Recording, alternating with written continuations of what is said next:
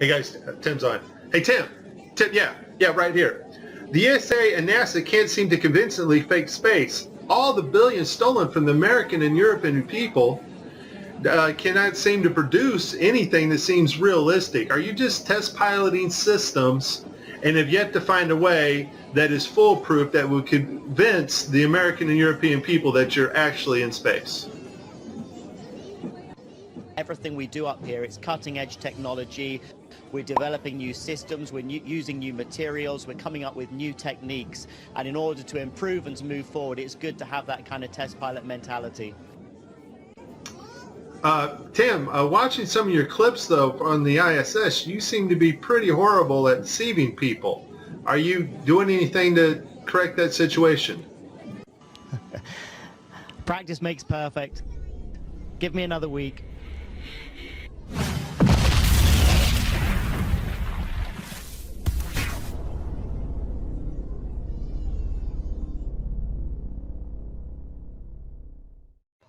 Praise the Lord. Mike here, of course.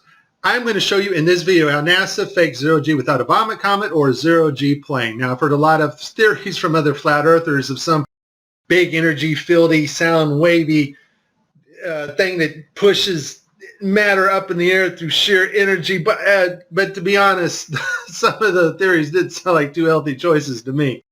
No, I've been praying about it, and the Lord finally revealed to me one video, and I work with Blender and Unity, and I've been working with special effects software, Photoshop, for quite a while now. And when I saw this video, I realized it became instantly clear how they do it. And it's just video game technology. Now, if you're part of the geek squad or the techie crowd, well, then you already know about this technology. And so let's get to the video that caught my attention, and you will see the same things that I saw. Let's watch. We have to introduce the concept of free fall. So let's use this model of the Earth. And let's enlist the help of a friend, Paxi. You might know her.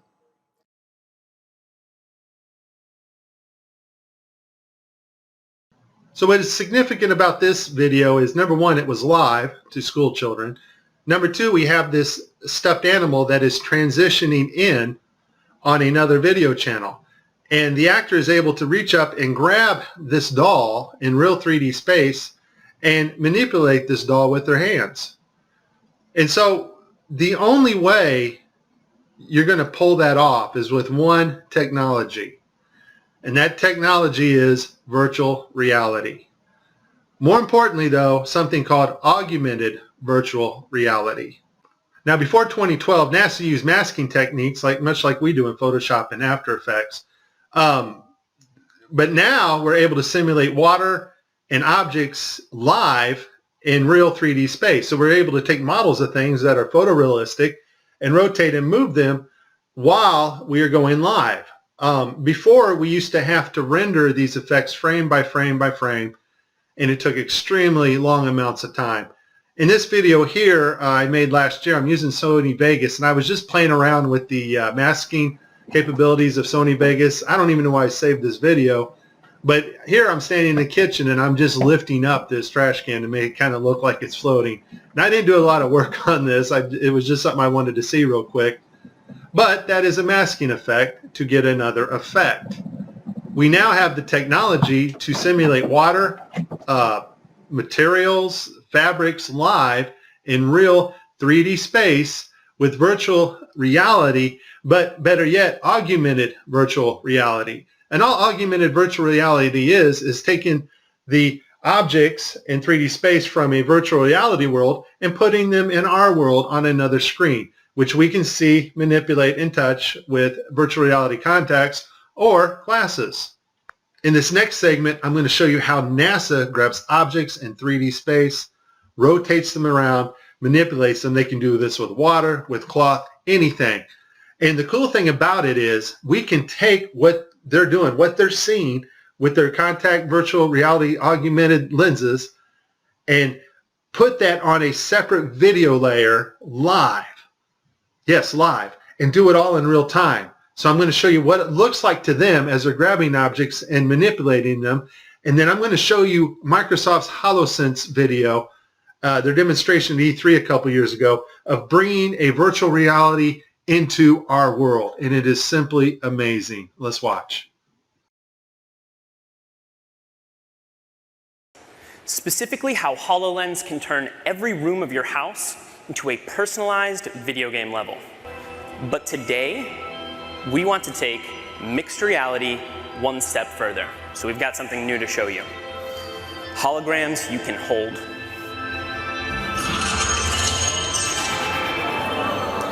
This holographic gauntlet is the weapon that Dan will be using while playing Project X-Ray. You'll notice that as he moves his arm, the hologram moves as well. This is a wearable hologram. And when you combine technology like this with the environment understanding of HoloLens, you can do some pretty spectacular things.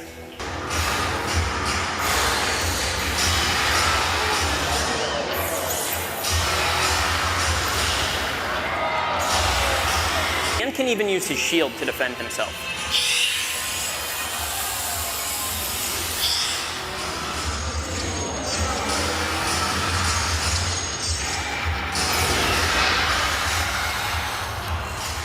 Nicely done. Looks like that's all of them. In 2012, NASA got tired of faking weightlessness by using the zero-G plane, better known as the vomit comet. So in 2012, they started soliciting companies that specialize in real-time augmented virtual reality so that they can fake weightlessness and floating objects in the air in real time. Simply the cost of the plane and the safety concerns and the fact that they weren't very good at it. They didn't go to Hollywood, which most of Hollywood's effects are post-processing. That's after the video is made. They needed something they can do in real time and make it look realistic. And so I'll put this link in the description. They found a company called Telemetrics. Thank you, Debbie Durant, for bringing this to my attention.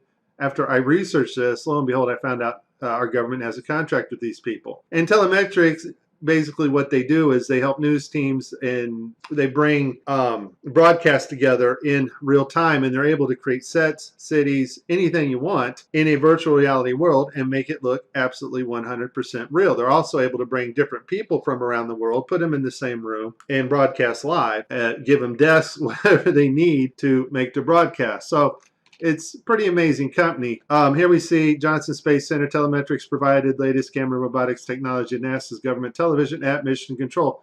Why do you need to fake virtual reality sets at Mission Control and Johnson Space Center? I think we know the answer to that when we saw Tim Peake on the gridded blue screen. So this next segment, I'm going to show you what it looks like when virtual reality being broadcast live doesn't work out so well because the system's not perfect. And then at the very end, I'm going to show you the mother of all screw-ups when they actually have a channel shut off that should be on. Because once again, these astronauts are looking in 3D space. They are grabbing objects because they're wearing augmented contact lenses. And if that object's not there broadcast to the viewers live, then it's going to look pretty ridiculous. So let's see some of NASA's screw-ups. I'll cover them as they happen, and then we'll move on to the final.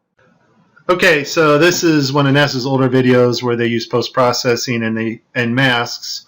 This is a video layer mask in augmented virtual reality. We're going to see him lose his finger here. The watch glitches out. So I guess virtual reality accidents can cause loss of fingers. In this next video, we have Caddy. Now I want you to pay attention to her neck and the way her neckline goes into her shirt. It's cut off. And the necklace. Apparently they wanted to show how cool this necklace looked. Unfortunately, it's not perfect. The necklace goes in and out of her shirt unnaturally, and her neck glitches in several places. I literally spent hours going after probably 30 or 40 videos, probably had approximately 45 minutes straight of NASA messing up their virtual reality setup. I tried to pick some clips that were obvious and some not so obvious. Show you some of the contacts. We're going to see Tim Peake with his contacts in, but these are virtual reality contacts overlaid on the eyes so actors can interact with things in 3D space, all in real time. In this next shot, we will get to see the whole arm setup and the virtual reality glove that covers all the way down the arm and hand. This allows the software to broadcast what we see video-wise as his arm in a shirt sleeve. Okay, I have a lot of Tim Peake screw-ups, but this one here, the system glitches. The software does not track his hand properly, and Tim slips his hand underneath his other fingers, which is tightly holding onto the mic, which would be impossible. I don't think this is Tim's fault. Normally, Tim always moves his other fingers up while he slides his hand under. I just think the system didn't respond to his movements here.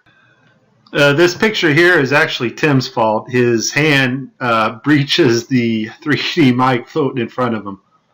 In this next clip, we're going to see Tim's arms glitch out as he's manipulating a 3D bubble. Now, this bubble can be done in real time now. We have the technology to do that, which I showed you at the beginning of this. And this bubble is environmentally lit, or HDRI lit, by its environment, which means the bubble can take up its reflections and refractions as it moves around in 3D space in Tim's augmented reality. Once again, augmented VR just means bringing the 3D objects into our world on a separate monitor. In this last clip, we're going to see NASA royally screw up. It's a live broadcast, and one of their video channels is off, not working. That's the channel that is supposed to show us, the public, what the astronauts are seeing in virtual reality. Also, the channel shut off is the masking for the guy on the wires in the background. You can't make this stuff up. Just watch. We all know NASA uses wires, and sometimes they'll catch them like this here. The guy pulled on his wire. However, some days when you're filming live, things just don't work out, and it becomes so blatantly obvious, it's ridiculous. So, in this clip, they're talking, live feed, and we have a astronaut go by us in the background, obviously trying to give it a more realistic, spacey, station busy effect. The only problem is the camera that was supposed to mask this harness out, or the video feed, is not working.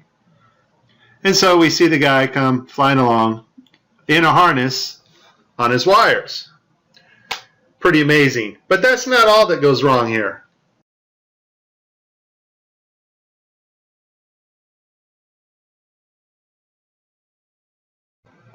Okay, so you see to the right, this guy's flipping this hat. This hat's actually on another video channel in 3D space. It's virtual reality.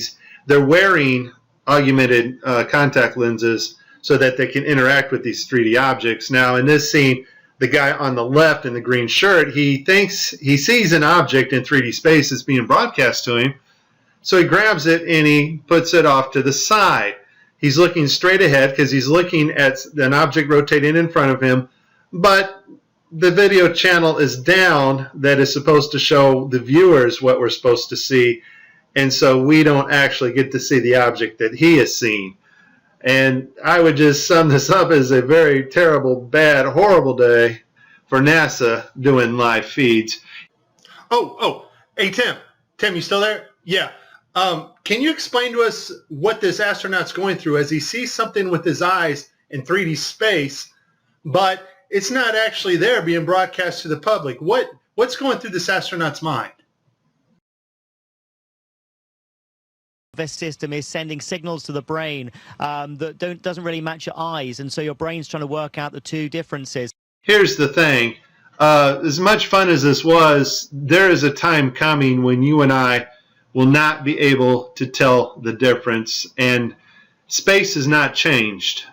Technology to fake space has gotten better. Just because Adobe gets a massive update to Photoshop or After Effects, or there's a massive update at telemetrics and the virtual reality, augmented virtual reality programming, that does not advance us magically 20 years in space. Space has not changed.